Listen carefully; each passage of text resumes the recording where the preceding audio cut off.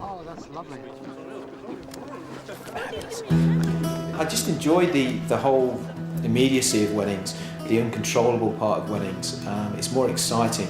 On a wedding day, you've just literally got to shoot by the seat of your pants. You've got to make decisions on the spur of the moment, and I just find that more challenging than I do any other type of photography.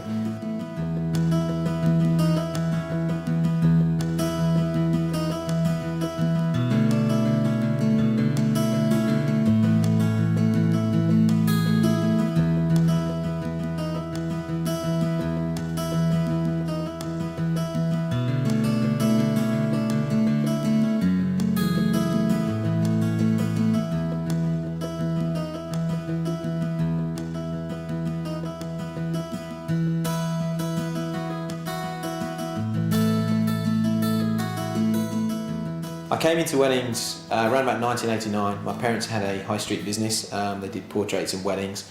I was sort of sent out to do the weddings from quite an early age. Found out I actually enjoyed it.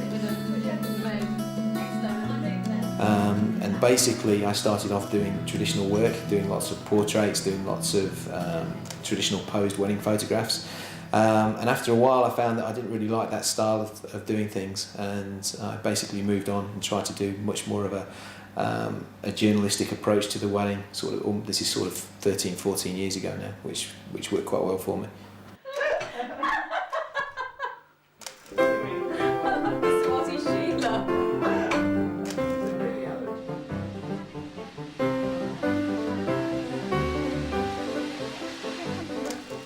I would describe my style of photography as being documentary wedding photography. Photojournalism has got all sorts of meanings and connotations within the industry at the moment. I see myself as being a documentary wedding photographer. I'm basically shooting a wedding to produce, if you like, a historical document of that day. I don't like getting involved in the wedding day. I don't like speaking to people too much on the wedding day. I just like to go and shoot and show the clients the wedding day as I've seen it through my lens, if you like. So yeah, I would call myself definitely a documentary wedding photographer.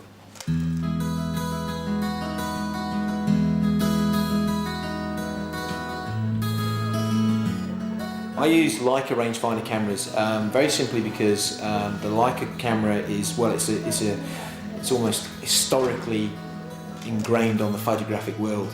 It's one of the cameras which pretty much has documented virtually every war, every conflict, every sort of major event in the world since the 1930s. The reason why I like Leica particularly is the build quality. They're so quiet when you actually use them. They're very unobtrusive as cameras. You can literally take photographs and people don't even hear the shutter go. And fundamentally the lenses are still, even with the computer-aided design that we have with the big manufacturers, the lenses that are handmade in the Leica factory is still the best in the world, especially wide open, and I tend to shoot quite a lot of weddings with the camera wide open. All my camera bodies actually are all Leica M6 TTLs. They're an earlier model than what's currently available from Leica.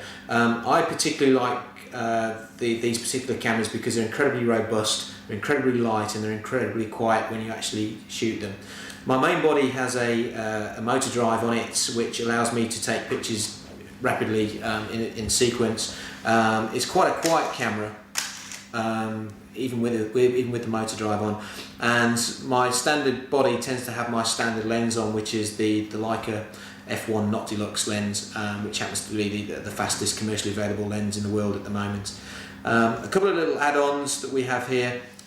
Basically, we have these little, what they call soft releases, which allow the camera to be fired with very little vibration from the fingers, which allows me to shoot things very low lights, very slow shutter speeds with these little things. And a couple of my lenses have a little ring which has got like grooves in it. This is a third-party add-on, a third-party company makes these, which allows the big lenses to be focused very quickly and very rapidly. And my longer, faster lenses have these rings on.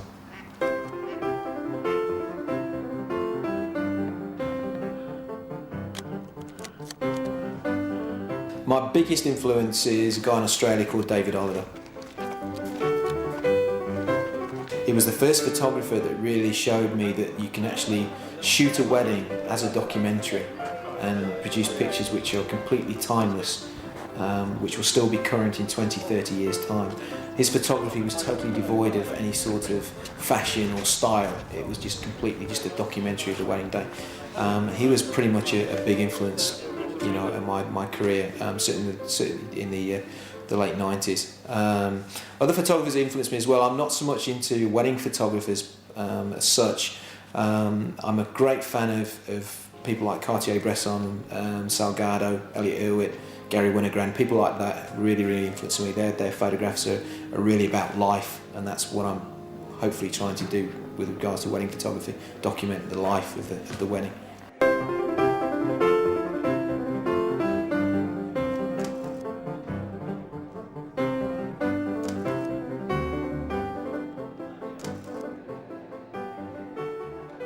We have the 4 bodies. We have a brown Leica body. This is a titanium body, exactly the same as this camera, except that it's got a brown finish to it. Now, obviously, with working with 4 cameras, we need to differentiate between which camera's got what film in it. So my colour camera is a colour camera. It's a brown camera, so I know immediately that this is my camera with colour film in it. It has a slightly different viewfinder magnification to this one. Now, rangefinders come in different flavours of magnification with the viewfinder. Not with a normal SLR, you'd look straight through the lens, and the lens would basically dictate the field of view. Now, with a rangefinder, you can't do that. So what you have to do is you have to get cameras which have wider fields of view built already into the mechanism here. So this one's got a very tight field of view, which is perfect for a standard 50mm lens. This one is slightly wider, which can be used with a 50, a 90 down to a 28mm lens. Okay, so this is, if you like, is a compromise sort of camera, but it's ideal for colour work. It works particularly well.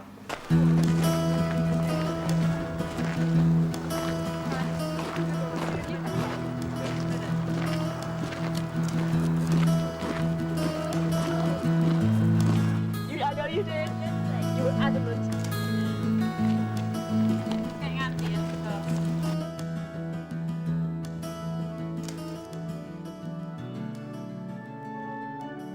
My main thing with photography, wedding photography, with any type of photography really, but specifically with what I do with weddings, is my passion for shooting by available light. I don't just mean by daylight, I mean the environmental light that's available when you're actually in a particular situation. It's what I find the most challenging part of my particular style. I also find that using the natural daylight or the natural environmental light brings a three-dimensional quality to the photograph. It's basically as your eye would see it, but it just gives a lift that you don't get with artificial lighting, like on-camera flash. It's something like that. So for me, available light is really what I enjoy working with. I can see it very well. I can see light direction and quality and so on very quickly, and it's something which I enjoy working with. And obviously, going back to the rangefinder cameras are very much suited to that type of work as opposed to artificial flash photography.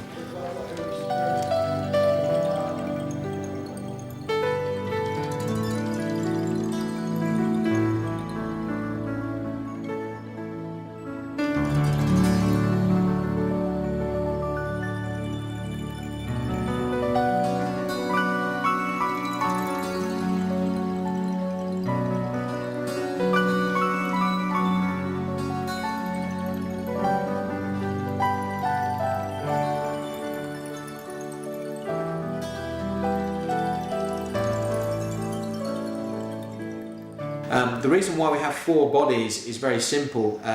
Changing film on a Leica is not the quickest thing in the world to do. It's probably its only disadvantage as a camera, really.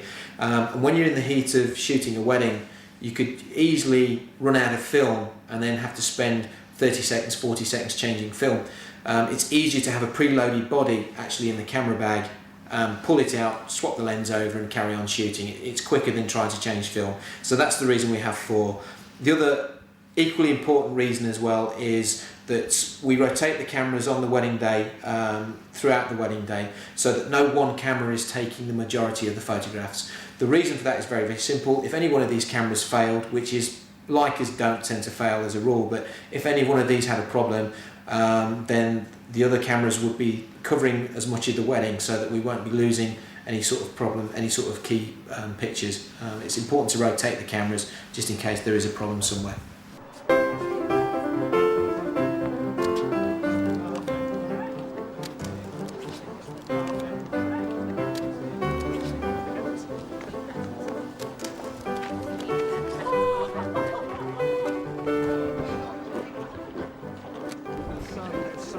Oh, that's lovely. Film to me has a different feel to digital. It has more of a timeless feel, it has more of a classic feel to it.